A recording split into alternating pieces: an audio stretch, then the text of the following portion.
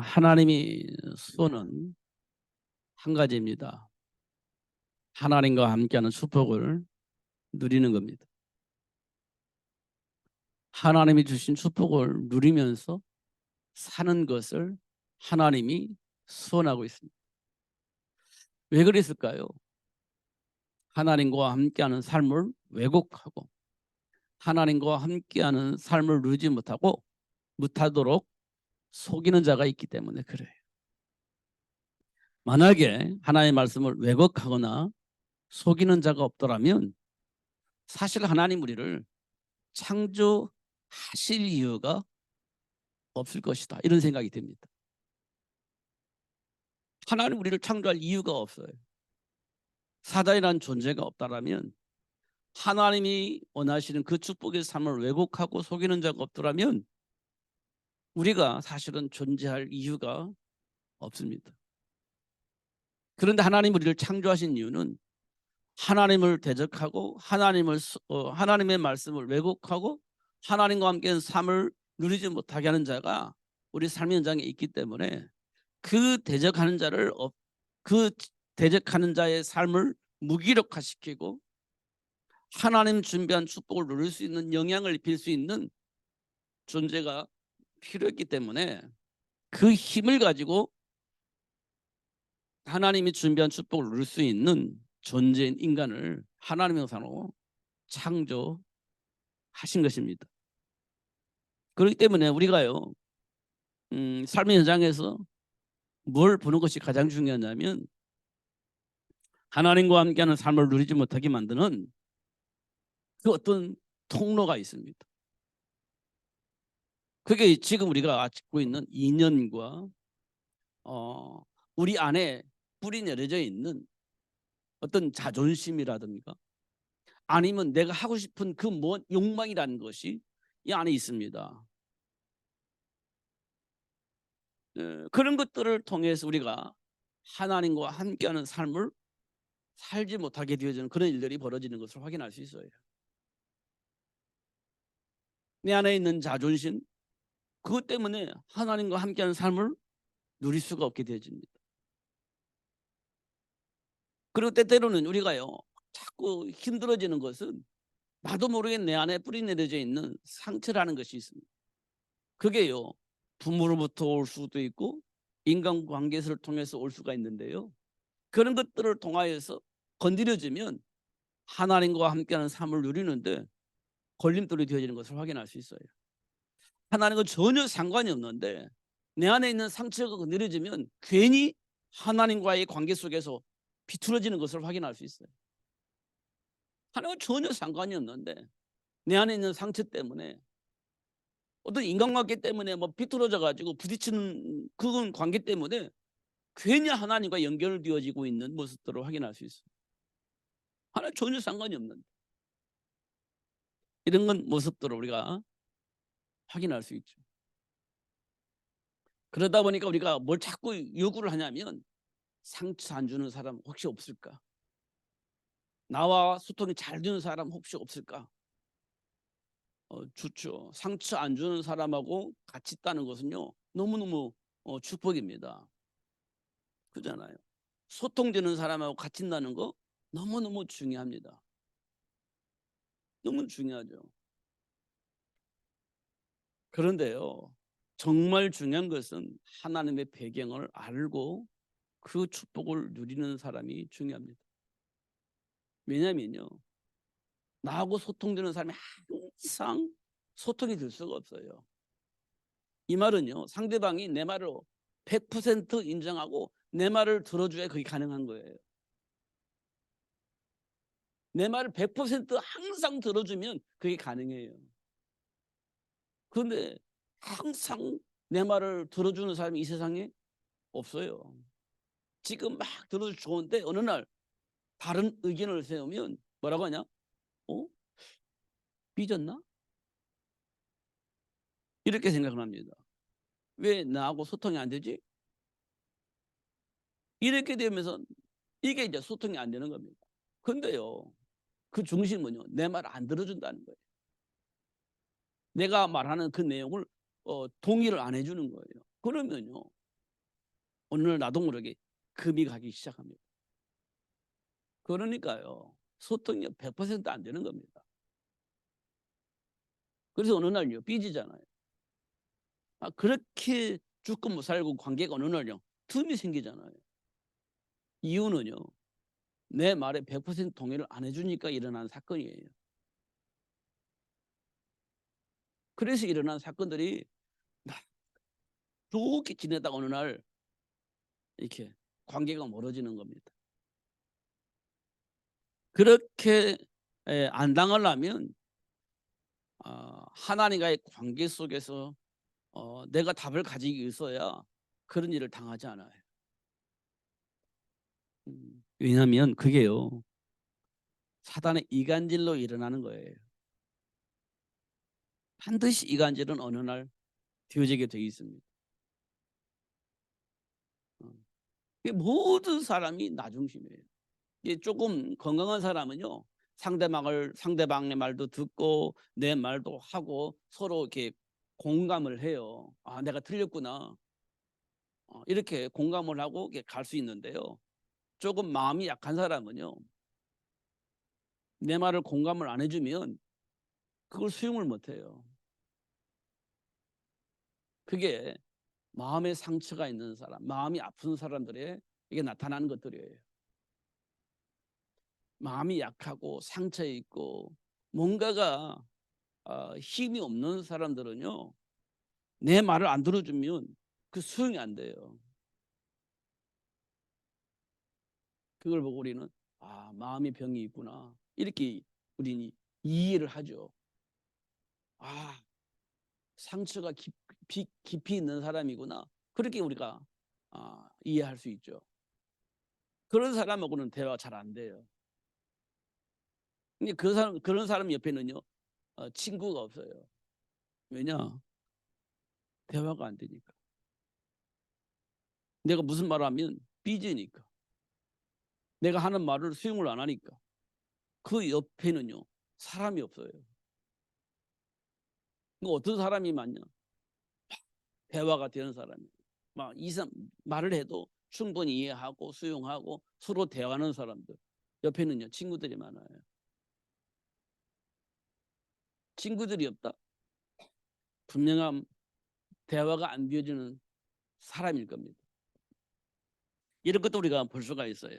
중요한 것은요.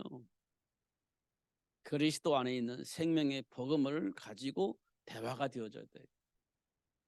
그러면 막 관계 속에서 결국 내 안에 있는 생명의 빛이 그들에게 전달되어져야 돼요. 그게 하나님이 소원하는 거예요. 그냥 인간관계 잘 해가지고 사람 많다고 중요하지 않아요. 그들에게 생명의 빛이 들어가야 돼요. 나로 하여금. 그러면서 막 관계가 좋아져야 돼요. 그럼 나로 인하여서 많은 사람들이 생명의 빛을 받아요. 그런데 그거 없이 막 즐겨보세요. 그건 아무것도 아니에요. 그 아무것도 아니에요. 소돔과 고모라 사람들이 막 그렇게 즐겼잖아요. 근데 하나님의 말씀 안 들어. 그럼 망하는 겁니다. 아무리 건강하게 좋아도 소용이 없어요. 망하는 거예요. 창세기 중에 에피드 문화 성공하고 막 살았잖아요. 그런데 하나님 말 안 듣잖아요. 그러니까 망하는 겁니다. 이 세상을 잘 살펴보면 제가 오늘도 장례식 가면서 이제 화장하는 그런 현장까지 가봤는데요. 결국 그렇게 돼요. 어느 날 우리 인간은 한계가 있어요. 어느 날 화장터에 가야 돼요.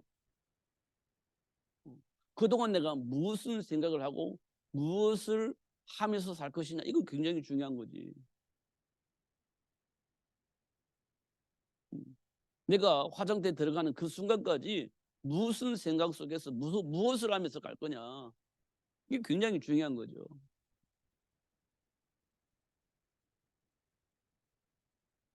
그잖아요. 이보다 중요한 일은 사실 없습니다. 오늘 이번에 가신 분은 101살이 넘었다고 했는데요. 100년 100년이면 1세기 산 거잖아요. 그동안 이분이 무엇을 위해서 살았냐? 굉장히 중요하죠. 무엇을 위해서 살았냐? 그잖아. 그럼 지금까지 우리는 무엇을 위해서 살아왔냐? 지금까지. 이것도 질문해 볼 필요가 있어. 무엇을 위해서 살았냐 나는 지금. 그럼 단 지금 무엇을 위해서 살아야 할 것인지 분명한 삶의 방향이 정해져 있냐? 이것도 우리가 한번 점검해 볼 필요가 있는 겁니다. 그잖아요. 지금까지 난 무엇을 위해서 살았는지 한번 최선을 다해서 막 열심히 해서 지금까지 살아왔어요. 근데 그게 어떤 방향을 두고 살아왔는지 아니면 그때그때 적응하면서 최선을 다해 살았는지 그거 우리가 좀 점검해 볼 필요가 있어요. 중요한 건요. 목적이 있어야 된다는 거예요. 목적이. 삶의 목적이 있어야 된다는 거예요. 그래야 목적을 향해서 방향을 정하고 가는 거예요. 흔들리면서 좌충우돌하면서도 분명한 목적을 향해서 가는 거예요. 그런데 목적이 없다? 그러면요. 방향이 없다는 거거든요. 목적이 없다는 건 방향이 없다는 거예요. 그러면요. 그때마다 이게 맞나 저게 맞나 이렇게 사는 거예요. 그런데 그때 순간순간 맞는 것 같은데 목적이 없으니까 방향이 없으니까 정확한 삶의 선택을 할 수가 없는 거예요. 목적이 있어야 정확한 삶을 선택을 할 수 있는 거예요. 목적이 없으면요. 그때 좋은 게 좋은 거야. 이렇게 하고 사는 거예요. 그러면 나중에요. 실패하는 겁니다. 얻어지는 게 없어요. 나중에. 결과적으로 나에게 남는 게 아무것도 없어요. 남는 게 없다는 거예요. 결과적으로. 죽으라고 살긴 살았는데 남는 게 없어. 분명한 목적이 없으니까. 그래서 사람들이 그래요. 막 나이 드신 분들은 내가 뭐 얼마나 죽으라고 살았는데 근데 남는 게 없어요. 나중에 이제 어른들은 그래요. 내가 뭘 위해서 살았는지 모르겠다. 자식들을 위해서 헌신하고 최선을 다했는데 남는 게 없어. 이렇게 얘기할 때가 있지 않습니까? 내가 왜 저놈 저 자식들 위해서 이렇게 헌신했는지 몰라. 뭐 이런 얘기 하잖아요. 자식들이 말을 안 들으니까. 어. 그리고 뭐 자식들이 막 나를 이렇게 좀 이렇게 잘 효도하고 해야 되는데 그런 게 안 되니까. 내가 왜 저 자식들을 위해서 그렇게 헌신했는지 희생했는지 몰라. 뭐 이런 거 이해하지 않습니까? 이게 결과가 없는 거예요. 결과가. 내가 뭘 위해 살았는지 결과가 없는 겁니다. 그러니까 나중에는요. 그런 말을 하는 겁니다. 그러나 이유를 가지고 삶을 살았으면 자식들이 어떻든 간에 이 목적을 향해서 가왔기 때문에 그 목적의 결과를 얻으면요. 행복한 겁니다. 그 목적의 결과를 가지고 있기 때문에 행복한 거거든요. 이게 우리에게 굉장히 중요한 겁니다. 이게 정리가 되어야 돼요. 정리가. 하나님 우리 인간을 창조하실 때는요. 그 사단의 일을 멸하고 하나님 나라를 회복하기 위해서 하나님 우리를 창조하셨어요. 분명한 이유가 있고 목적이 있는 거예요. 그잖아요. 그걸 어떻게 확인해? 하나님이 주신 언약을 통해서 그게 확인되는 겁니다. 그 언약이 내 안에 확인되지 않으면 지금 내가 무엇을 위해서 어떻게 살아야 할 것인지에 대한 답이 없어요. 하나님 우리에게 뭐라고 말씀하셨냐? 땅 끝까지 이르러 내 증인이 되리라. 이 말은요. 하나님과의 관계를 회복할 수 있는 일이 예수밖에 없어요. 하나님과의 관계를 회복할 수 있는 그 길이 예수이기 때문에 관계를 회복하기 위해서 누구를 말하냐? 예수를 말하게 되어져 있다는 거예요. 그렇게 되어지게 될 거라는 겁니다. 예수님께서 부활하신 이후에 제자들에게 하신 말씀이에요. 예루살렘과 온 유대와 사마리아와 땅끝까지 이르러 내 증인이 되리라. 이 말은 뭐냐면 하나님과 함께 할 수 있는 길이 예수라는 거예요. 인간의 정체성을 회복할 수 있는 길이 예수라는 거예요. 저주와 재앙에서 벗어나서 하나님이 약속하신 복을 누릴 수 있는 길이 예수라는 거예요. 예루살렘에서도 하나님과 함께한 삶을 누리기 위해서 예수를 말해야 되고, 버려진 사마리아 땅에서도 하나님과의 관계를 회복하기 위해서는 예수를 말해야 되고, 그렇게 되어지게 될 거라는 겁니다. 언제 그게 된다고요? 성령이 임하면 그렇게 되어진다는 겁니다. 근데 우리는 뭐 합니까? 치유받고 싶어요. 치유받고 싶어. 복받고 싶어. 해결되고 싶어. 그잖아요. 이게 뭐냐면 삶의 현장에 있는 문제 때문에 그래요. 문제 보는 눈이 그렇게 되어 있어요. 그 문제가 나를 힘들게 만드니까 벗어나고 싶은 거예요. 해결받고 싶은 거예요. 그러면 해결받고 싶은 그걸 하는 거예요. 근데 하나님은 우리에게 뭘 말씀하시냐면, 그리스도를 알면 그 문제는요 자연스럽게 넘어서게 된다는 말씀을 하시는 거예요. 예수를 알면 지금 우리 삶의 문제의 원인을 알고 하나님의 계획을 알기 때문에 넘어설 수 있게 되어진다는 거예요. 이 말을 여러분이 정말 깊이 묵상하면서 답을 얻어야 돼요. 그렇지 않으면 또 넘어져요. 왜냐하면 현장에는요 나 중심으로 생각할 수밖에 없는 일이 벌어지거든요. 그럼 인간관계에 꼬이는 거예요. 나 중심으로 생각하고 내가 원하는 것을 얻기를 원하잖아요. 내가 원하는 삶을 살기를 원하잖아요. 그런 세상이 이 세상에 가득 차 있어요. 그러면 하나님이 원하는 건 놓치게 돼 있어요. 하나님 주신 축복 놓치게 돼 있어요.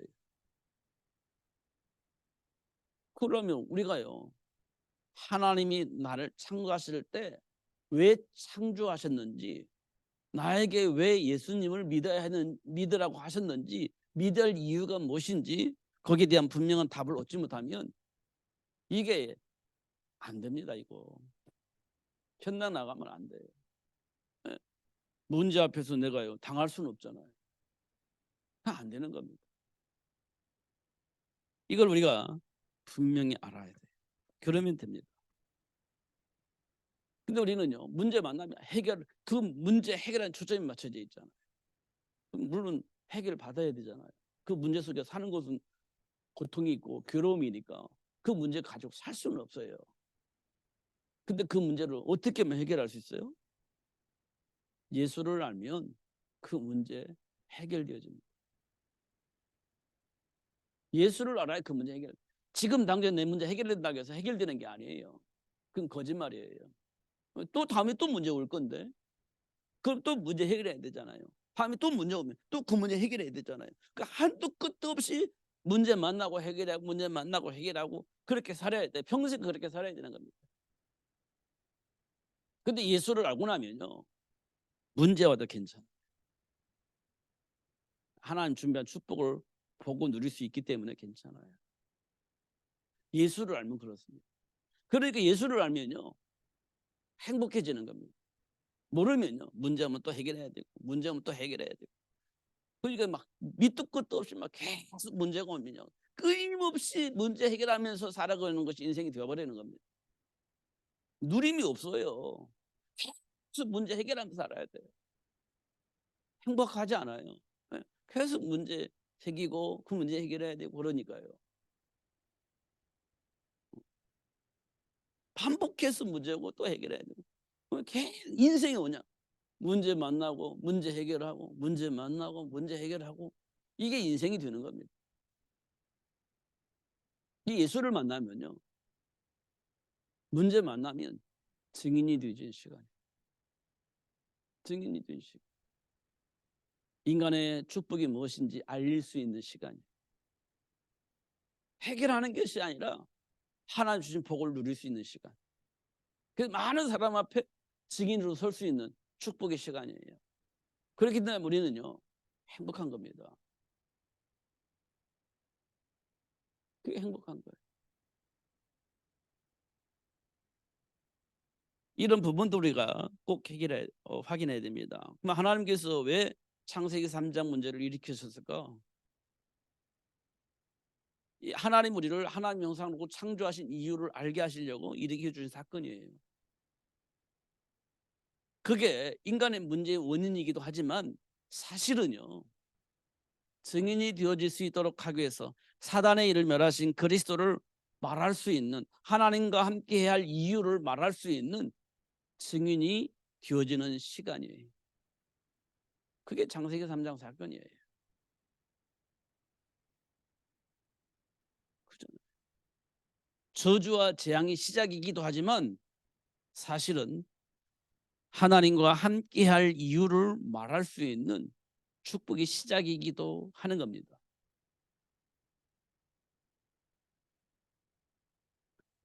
근데 우리 창세기 3장을 오해를 하면 이미 우리는 저주와 재앙받은 사람이에요. 그렇지. 저주를 받은 사람이에요. 재앙 속에서 허덕이면서 살아야 되는, 세상 말로 말하면 운명과 팔자 같은 삶을 살아야 되는 시작이기도 합니다. 그게. 그런데 하나님이 주신 축복 속에서 보면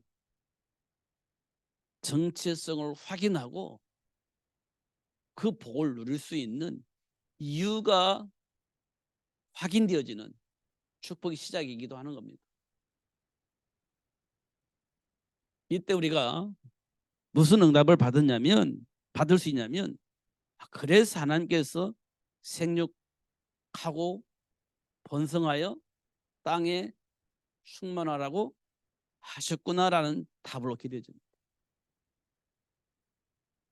그래서 하나님께서 남자와 여자를 창조하셨구나라는 답을 얻게 되죠. 그러면 세상 사람들이 말하는 문제가 보여요. 왜 성차별을 하지 말라고 할까?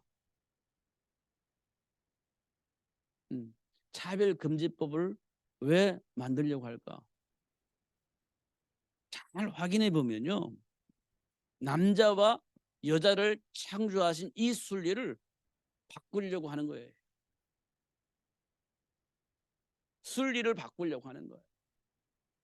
다시 말하면 타락하게 만드는 거예요. 그게 근본적으로 보면 차별을 하지 말자라고 하는 법인 것처럼 보이지만 그렇지 않아요.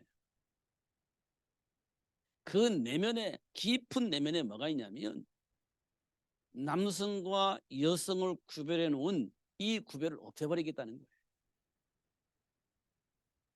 깊은 내면에 보면 그게 사단의 속임수입니다. 우리는 그거 몰라요. 그냥 차별하지 말자, 동성 결혼 뭐 그것도 뭐 지들 좋아서 한다는데 왜 그걸 우리가 굳이 예, 그거를 제한을 하려고 하냐, 내버려 두어, 이런 거거든요. 어떻게 보면 인격적으로 보면 그 말도 맞는 것 같아요. 근데 그게요 사단의 일이라고 한다면 우리가 어떻게 해야 되겠어요? 사단의 일이라고 한다, 그거 하지 못하도록 폭로해야죠. 그 속에 휘말리지 않도록 얘기를 해줘야죠. 그러면 망할 건데 그럼 얘기해 줘야지. 소돔과 고모라가 망한다는 사실을 하나님께서 아브라함에게 알렸고 그 사실을 얘기했잖아. 얘기해 줘야지. 듣든지 안 듣든지 안 듣든지 얘기를 해 줘야지. 망할 것이니까 그 얘기를 해 줘야 되잖아요. 그잖아요. 근데 괜찮아, 내버려둬, 그냥 망하든지 말든지. 이렇게 되면 곤란하지 않습니까? 그 얘기해 줘야 되는 겁니다. 그잖아요. 그걸 보고 우리는 전도라고 그래요. 전도. 망하지 않도록 망하는 일을 알려주는 겁니다. 그리고 망하지 않도록 피할 길도 알려주는 거예요. 그게 전도예요. 전도. 근데 내 망하는 길을 몰라, 그럼 전도 불가능하죠. 피할 길을 몰라, 그럼 전도 불가능하지. 그잖아요. 하나님 우리를 왜 부르셨죠? 전도도 하며 귀신을 내쫓는 권능이 있음을 알게 하고 그 권능을 사용하게 하려고 하나님을 부르셨다. 그렇게 말씀을 하시잖아요. 근데 몰라. 그럼 그 권능 사용할 수도 없어요. 몰라. 그럼 전도가 안 되는 거지. 그러면 우리는 막 하려고 막 방법을 쓰고 막 해보려고 그래. 근데 막 힘들어. 안 돼. 모른다는 거예요. 사단의 일을 모르는데 전도가 가능하겠습니까? 사단의 일을 멸하신 예수를 내가 모르는데 그 전도가 가능하겠어요? 몰라. 근데 성경으로는 알겠는데 실제적으로는 몰라. 그러면요 안 되는 겁니다. 그거 하멜로가 아무리 발부둥 쳐도 안 돼요. 알겠는데 막 해보려고 하는데 안 돼. 내 것이 아니라고 그래. 내 것이 아니라. 배워서 알고 있는 거예요. 사실이 아니니까 말하기가 어려워요. 사실이어야 그게 가능한 겁니다. 그래서 하나님께서요 어떻게 하죠? 사실을 보여준 겁니다. 그게 창세기 3장 사건이에요. 사실 그렇게 지금 에덴 동산에서 사단이 그렇게 속이는 거예요. 누구를 통해? 뱀을 통해서 그렇게 속였다는 사실을 폭로한 겁니다. 하나님께서. 그리고 나서 하나님께서 찾아와서 그 사단의 머리를 상하게 할 여자의 후손을 내가 너에 보내줘 가지고 그 복을 누릴 수 있도록 하겠다. 이게 약속한 거예요. 이게 확인되어지니까 사단의 일도 말하고 사단의 일을 멸하신 예수도 말하게 되어지는 일이 벌어지는 겁니다. 그게 전도예요. 그잖아요. 그런데 안 꺾여. 그러니까 강한 자를 결박하는 거예요. 결박하지 않냐고 세간을 들어갈 수가 없으니까 그 강한 자를 방해하는 강한 자, 왜곡하는 강한 자, 누리지 못하게 만드는 하나님과 함께하는 삶을 누리지 못하게 만드는 그 사단을 결박하는 거예요. 착한 것이 중요한 거 아니라니까요. 멋있는 게 중요한 게 아니에요. 인격적인 게 중요한 게 아닙니다. 하나님과 함께하는 삶을 누리지 못하게 하려고 하는 사단의 일을 봐야 되는 거예요. 너무나 훌륭한 인격을 가지고 하나님과 함께하는 삶을 누리지 못하게 만들잖아요. 그러니까 막 너무 훌륭한 인격이니까 자기도 그럴 속에 들어가 버리는 거야. 그게 사단의 일이라고 생각하면 어떻게 해야 돼? 그걸 결박해야지. 근데 그걸로 우리는 만족하고 사는 거예요. 그 사단의 일이 어떻게 드러난 몰라. 그럼 예수는 왜 믿어요? 그게 이제 정리가 안 돼 있는 겁니다. 그래서 하나님께서는요 그걸 보여준 겁니다. 그게 창세기 3장 사건이에요. 6장 사건, 11장 사건 전부 다 사단의 일을 폭로하는 겁니다. 성공하니까 너무 좋잖아요. 근데 그게 사단의 일이야. 내가 마음껏 모든 것을 알 수 있는 그 모든 것이 다 회복됐어. 너무 좋잖아요. 근데 그게 사단의 일이야. 근데 우리는 그걸 사단의 일을 보지 않아요. 성공했다고 보는 겁니다. 그게 창세기 중 네피림 아닙니까? 하나님의 말씀 거부해요. 그 성공의 길을 간 사람은 하나님의 말씀 안 믿습니다. 안 따릅니다. 그걸 보고 우리는 뭐라고 말하죠? 교만이라고 해요. 교만. 하나님의 말씀이 필요 없어. 왜냐? 실력이 있고 능력이 있고 나름대로 성공했기 때문에 하나님 말씀 안 필요해. 그게 창세기 중 네피림 문화입니다. 그게 사단의 일이에요. 그게 보여져야 되는데 안 보여져. 홍수가 와도 심판을 해도 안 보여. 그러니까 끝까지 하나님의 말씀을 안 믿습니다. 그래서 홍수 심판 받잖아요.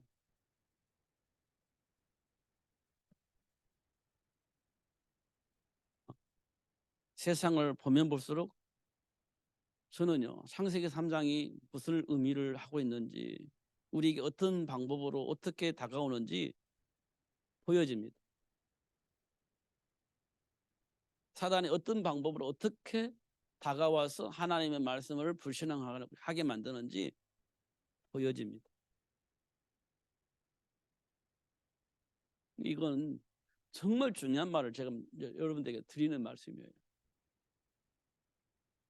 그 우리는 목적이 뭐냐? 성공이에요. 근데 성공을 딱 해주고 하나의 말씀을 불신앙하게 만드는 겁니다. 그게 창세기 6장 내피리 문화예요. 그게 보여야 됩니다. 이 세상 많은 사람들이 성공의 목적이 있잖아요. 성공하면요 하나의 말씀 안 믿습니다. 그럼 누구 중심으로? 성공한 자기 중심으로 모든 것이 돌아가야 돼요. 그렇지 않으면 빚입니다. 그게 성공한 사람에게 나타나는 공통점이에요. 교회 안에서도요 성공한 사람이 소리를 냅니다. 그럼 자기 마음에 안 들면 나가버립니다. 성공한 사람에게 나타나는 공통점이에요. 자기가 원하는 대로 이 교회가 돌아가야 돼요. 자기가 원하는 대로 교회가 안 돌아가면 나갑니다. 그게 뭐냐? 성공한 사람이 가지고 있는 프라이드예요. 그러면 안 됩니다. 그러면 그 사람은 어디 가든지 분쟁하는 사람의 중심에 서 있어요. 분쟁하는 현장의 중심으로 서 있습니다. 왜냐? 굳이 내가 저 사람 말을 안 들어도 먹고 사는 지장이 없기 때문에 그래요. 그게 창세기 6장 내피림 문화입니다. 뭐 봐야 돼요. 그게 사단의 통로입니다. 위기 오면요 그냥 종교 생활하는 거예요. 위기 오면 그냥 뭐 그 문제 해결하기 위해서 막 또 달려드는 거예요. 그게 바벨탑 문화입니다. 위기 오면 또 막 매달려요. 해결해야 되니까. 하나님과의 관계를 회복하는 것이 아니라 삶의 문제를 해결하려고 막 매달리는 거예요. 근데 우리는요 믿음이 회복된 줄 착각을 하는 건데 아니에요. 지금 내가 위기를 만났으니까 그 위기를 해결하기 위해 막 매달리는 거예요. 그게 바벨탑입니다. 해결되면요 또 언제 그랬는지 또 다른 짓을 해요. 이런 것도 우리가 꼭 확인을 해야 됩니다. 그게요 정말 중요한 겁니다. 그게 하나님께서 생육의 복을 주신 이유예요. 생육의 복을 주신 이유예요. 이 말은요 사단의 일이 연결되어 있어요. 사단의 일. 이게 뭐냐? 세상의 시스템이에요. 세상의 시스템.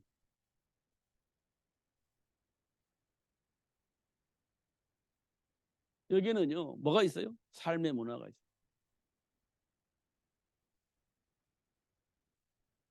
이걸 에베소서 2장 2절에 보니까 세상 풍조라고 되어 있어요. 세상 풍조. 이게 사단이 만든 시스템이에요. 이걸 만들기 위해서 누구를 사용하냐? 에베소서 6장 12절에 보니까 정사와 권세 잡은 자를 이용해요.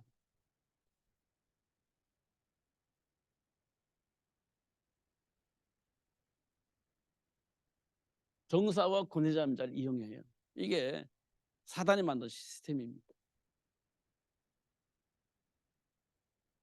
그리고 뭘 만드냐? 로마서 8장 2절에 죄와 사망의 법을 만들어요. 죄와 사망의 법을 만들어요. 그래가지고요 꼼짝 못하게 만드는 겁니다. 꼼짝 못하게 막. 이게요 세상의 시스템이에요.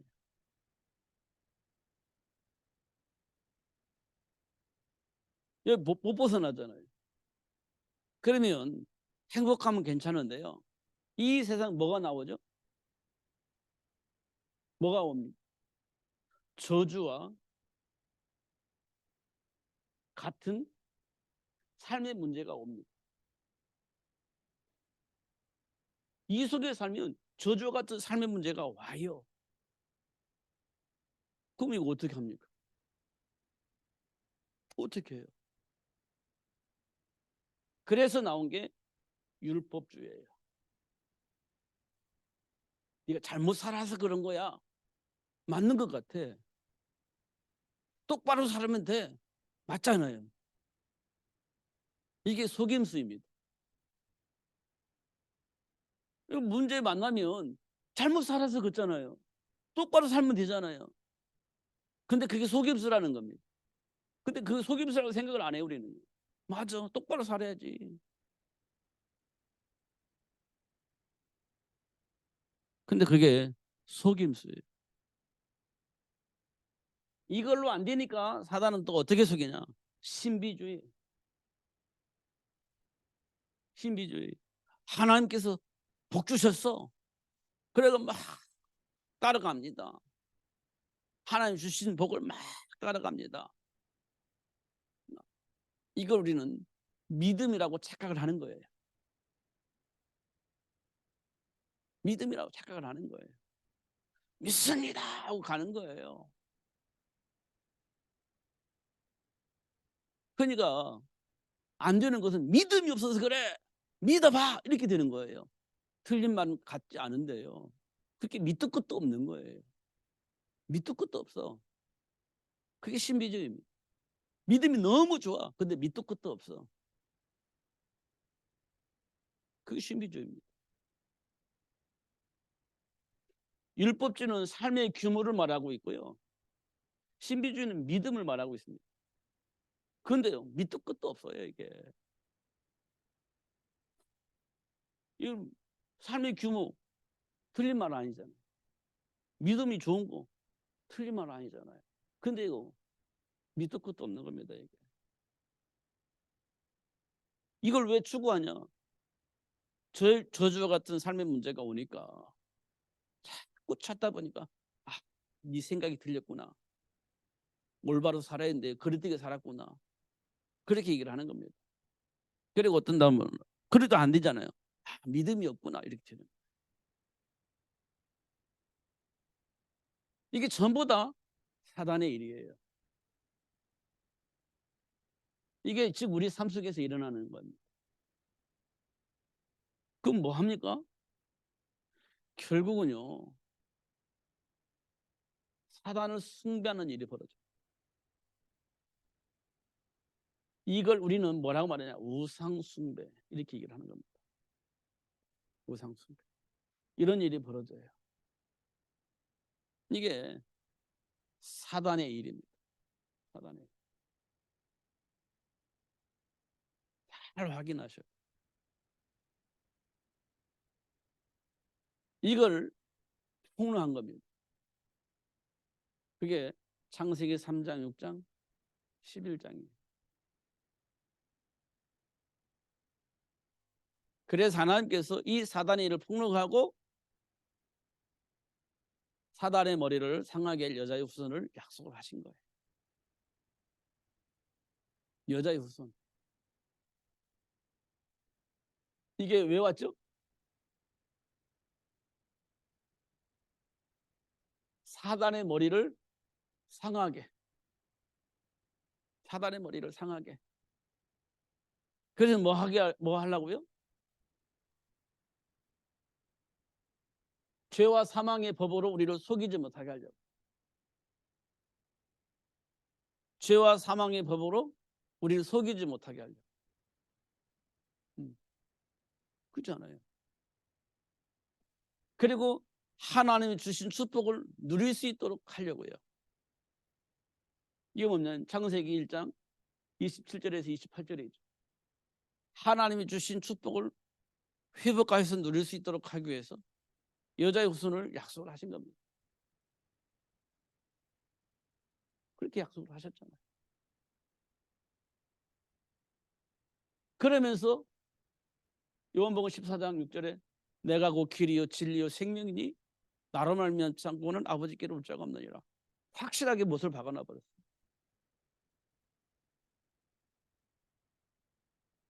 그러면서 뭐라고 했냐? 요한복음 1장 12절에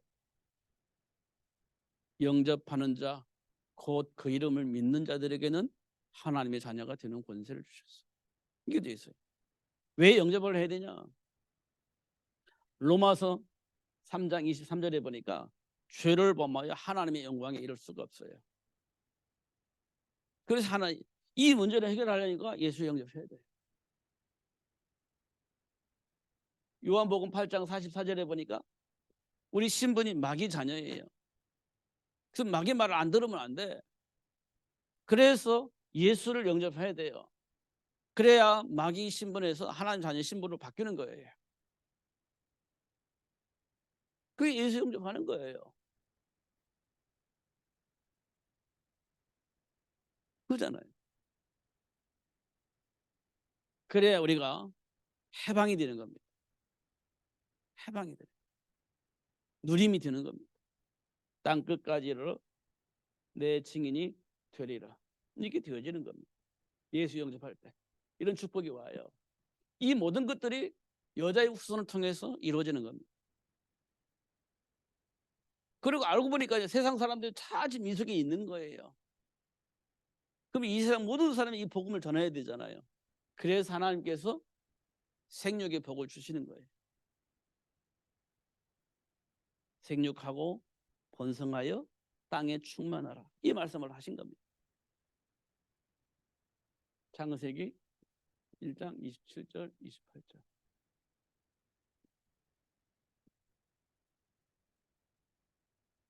이게 우리 굉장히 중요하죠. 예수님께서 부활하신 이후에 부활 후의 메시지가 굉장히 중요합니다. 마태복음 28장 16절에서 20절에 보니까 너희는 가서 모든 민족을 제자로 합니다. 그런 사람이 필요하지. 모든 민족에 가서 복음을 전할 수 있는 사람이 필요한 겁니다. 그런 사람을 만들어내는 겁니다. 그게 생육의 복이에요. 마가복음 16장 15절에서 20절에 보니까 온 천하 다니며 만민에게 복음을 증거하라. 이런 사람이 필요한 거죠. 이런 사람을 만들어내는 겁니다. 이런 사람 필요하잖아요. 왜? 보니까 절대 필요한 거예요. 그죠? 그래서 하나님께서요 실제 삶 속에서 체험을 한 겁니다. 삶 속에서 확인시키는 겁니다. 그게 뭐냐? 노예입니다. 노예. 이 현장에서 하나님이 모세를 준비했죠. 해방되어져야 되니 모세 준비한 겁니다. 엘리 제사장 시대 때에 뭐가 됐죠? 말씀이 없어. 말씀이 소통이 안 돼. 그러니까 전부 다 뭘 가지고 있어요? 우상을 가지고 있었습니다. 우상 숭배했어요. 전부 다.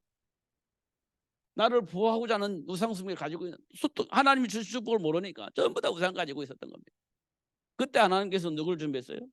사무엘을 준비한 겁니다. 사무엘 준비했죠.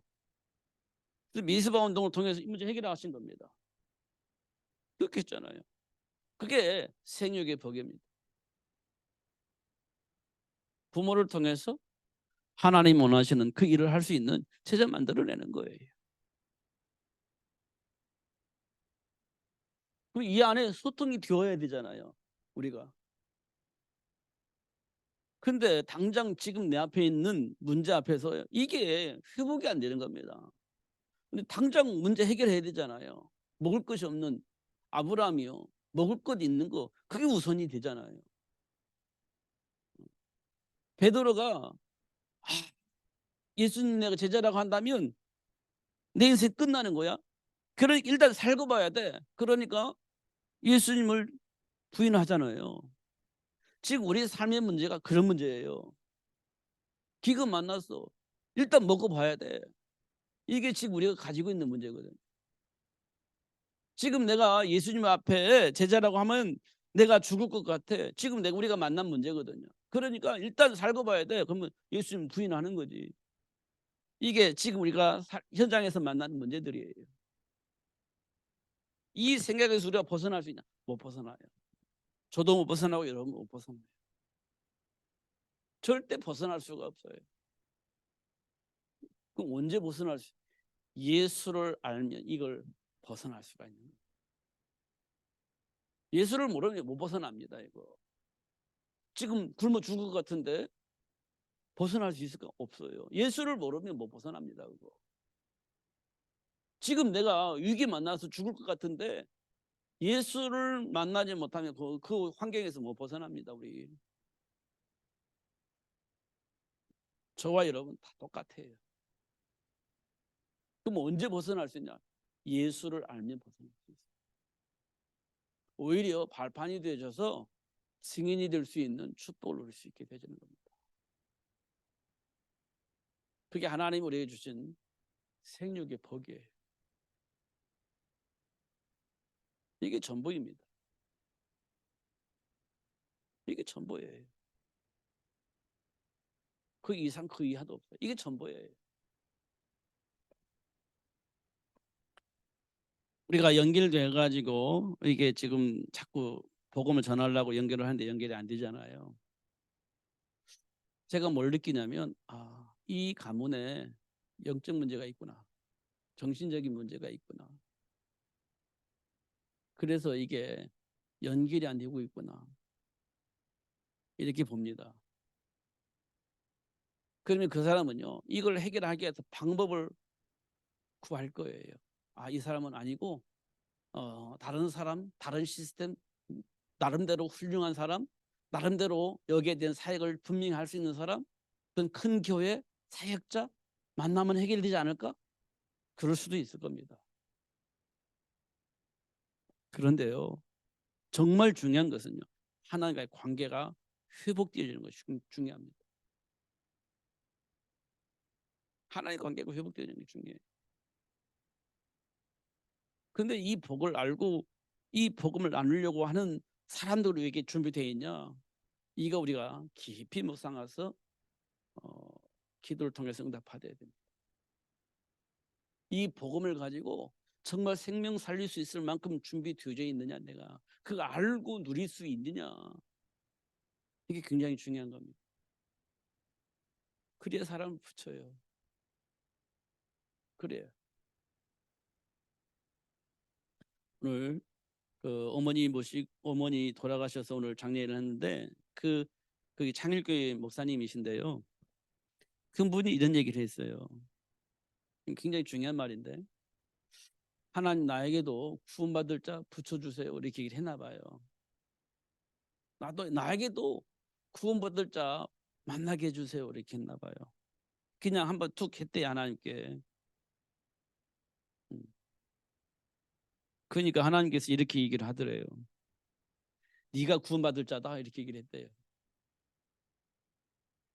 네가 구원받을 자야, 이렇게 얘기를 했다는 거예요. 자기는 그렇다, 맞다. 내가 예수 안에 분명한 답을 가지고 있는지 확인해 보니까 내가 잘 모르고 있구나, 이걸 확인했다는 거예요.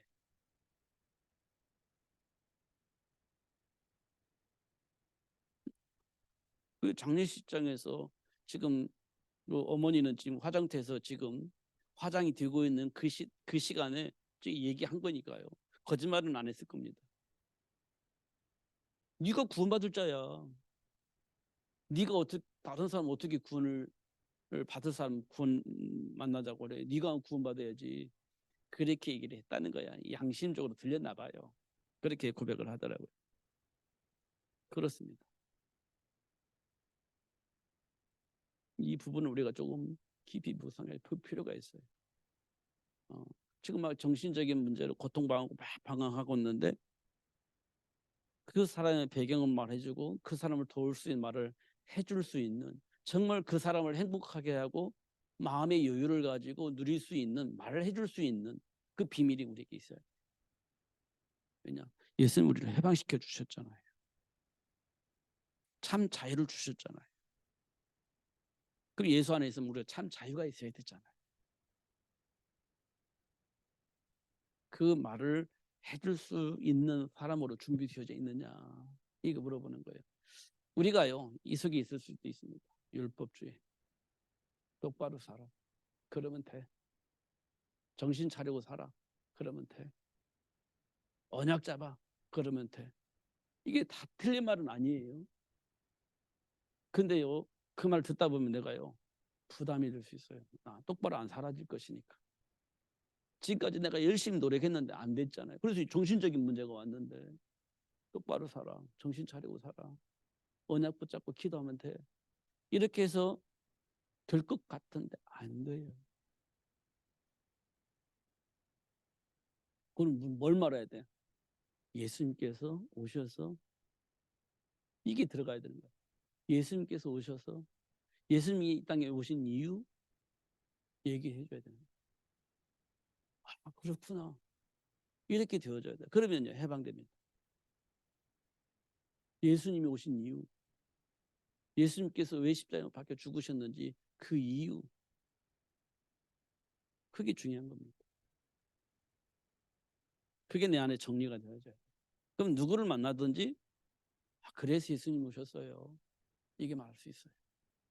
그래서 예수님 오셨어요. 그래서 하나님이 지금 나에게 그 복음을 가진 나에게 지금 당신 만나게 하신 겁니다. 이게 굉장히 중요한 거예요. 그러면 정말 해방되어야 됩니다.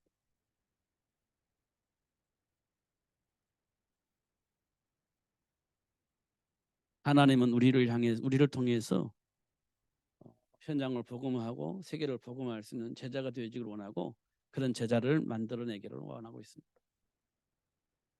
놓치지 마시고 누리시는 여러분 되시기를 예수님의 이름 축복합니다. 기도하겠습니다. 살아계신 하나님 아버지 감사합니다. 최고의 복을 주시고 누릴 수 있도록 역사해 주심을 감사합니다. 놓치지 않고 누릴 수 있도록 성령으로 충만하게 하여 주옵소서. 가르쳐 깨닫게 하신다고 하셨사오니 가르쳐 깨닫게 하시고 생각과 마음을 지킬 수 있도록 축복하신다고 했사오니 생각과 마음을 지켜서 자녀의 신먹은 수를 누릴 수 있도록 역사하여 주옵소서. 예수님 이름으로 기도하옵나이다. 아멘.